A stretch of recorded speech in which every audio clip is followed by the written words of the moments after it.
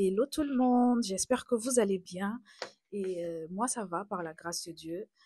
Bienvenue à tous ceux qui ont cliqué sur cette vidéo. Alors aujourd'hui, on parlera d'un sujet qui est d'ailleurs ce qui t'empêche de méditer la parole de Dieu. Oui. Donc on rentre directement dans le vif du sujet. Je sais que en tant que chrétien, on est exposé à plusieurs défis, à plusieurs épreuves, à plusieurs situations qu'on vit dans chaque vie, dans la vie personnelle de tout le monde.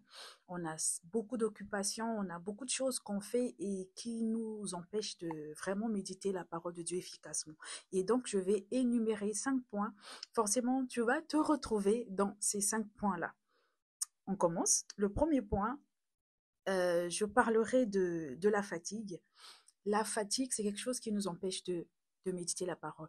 Vous voyez un peu quand vous dites que non, je vais méditer la parole de Dieu, vous vous mettez soit sur le lit, dès que vous commencez, vous sentez que vous commencez à somnoler. Je suis sûre que ça arrive à tout le monde. Et ça, c'est un point vraiment qui nous empêche de méditer la parole de Dieu.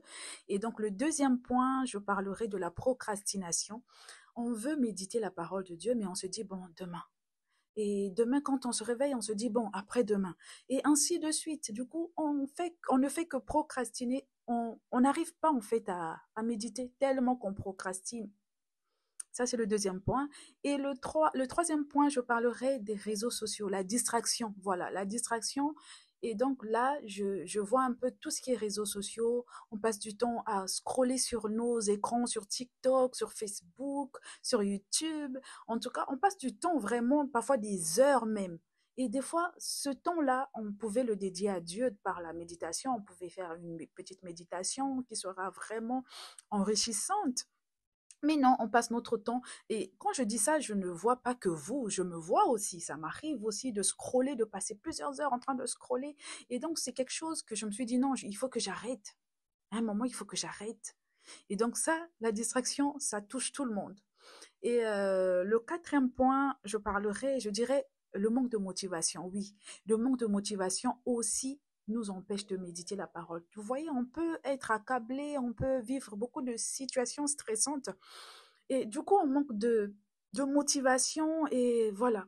On n'a même plus envie de lire la Bible ni de prier d'ailleurs. Et donc ça aussi, c'est quelque chose qui vraiment nous éloigne de ce temps précieux qu'on est censé passer avec Dieu. Cinquième point, je parlerai du temps. Des fois, on est en manque de temps pour méditer. Vous voyez un peu, en tant que parent, vous avez un travail, vous avez tellement travaillé la journée, vous rentrez à la maison, il faut s'occuper des enfants, il faut s'occuper de la maison, du nettoyage, il faut cuisiner et à la fin, vous êtes fatigué et des fois, tu n'as même pas la force de méditer, tu es tellement KO parce qu'après, il faut aider les enfants à lire, à faire leurs devoirs, il faut les coucher et forcément, on est épuisé, on manque de temps, quoi. On manque de temps, tout simplement, de méditer.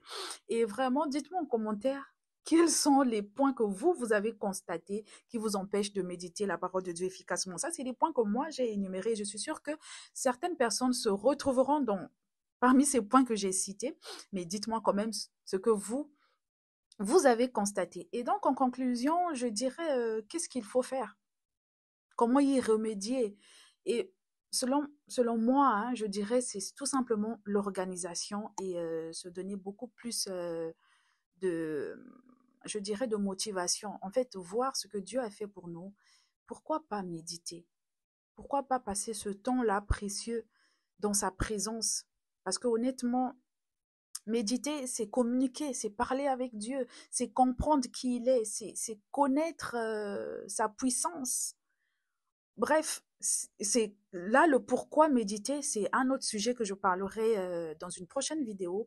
Mais vraiment, ici, c'est organisation. Organisez-vous à vraiment placer un moment dans votre planning journalier de mettre un point sur la méditation. Comme ça va vous permettre, dès que vous atteignez l'heure que vous vous êtes fixée, vous allez méditer. Vraiment, l'organisation, je pense que c'est la meilleure stratégie pour avoir le temps, pour éviter tout ce qui est fatigue. Vous allez vous-même, vous allez savoir que à tel moment je suis fatiguée, je ne peux pas méditer, mais vous allez savoir aussi à quel moment vous êtes au top de votre forme pour méditer.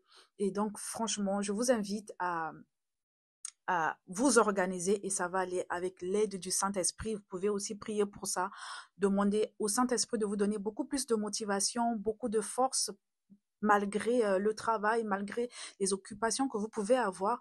Demandez aussi au Saint-Esprit de vous aider parce qu'il est capable, il est capable de le faire. On se retrouve dans la prochaine vidéo. N'oubliez pas, laissez-moi les commentaires, dites-moi ce que vous avez constaté, ce qui vous empêche de méditer la parole de Dieu. Dites-moi en commentaire et on se retrouve dans la prochaine vidéo. Portez-vous bien, que Dieu vous bénisse. À bientôt.